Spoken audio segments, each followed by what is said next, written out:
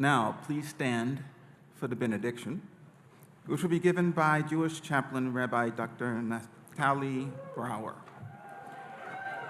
Following the benediction, please remain standing for the recessional.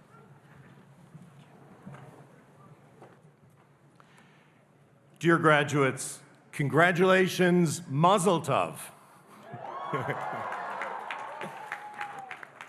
Several weeks ago, Jews celebrated the festival of Passover, and at the Seder, the ritualistic shared meal, we read an ancient passage that imagines 4 children at the table, each with their own questions.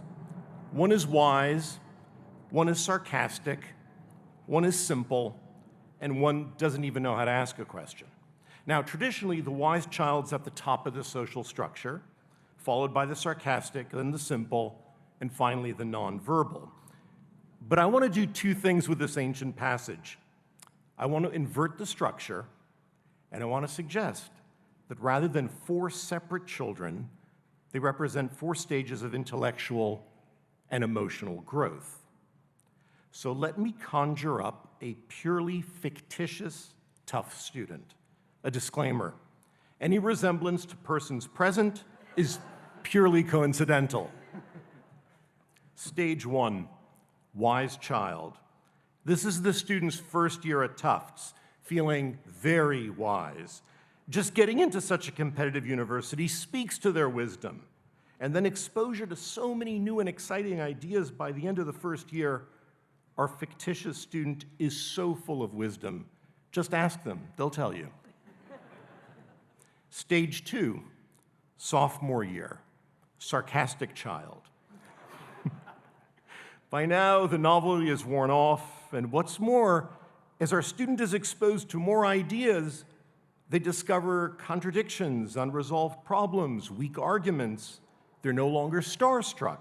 They become cynical, maybe even sarcastic.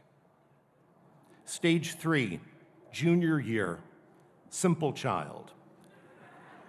The Hebrew word for simple means whole. By now, the student has learned to hold contradictory views in tension, to live with complexity and unresolved questions. Their cynicism gives way to a more wholesome approach to knowledge, not either or, but yes and. Stage 4, senior year, the child who can't ask a question.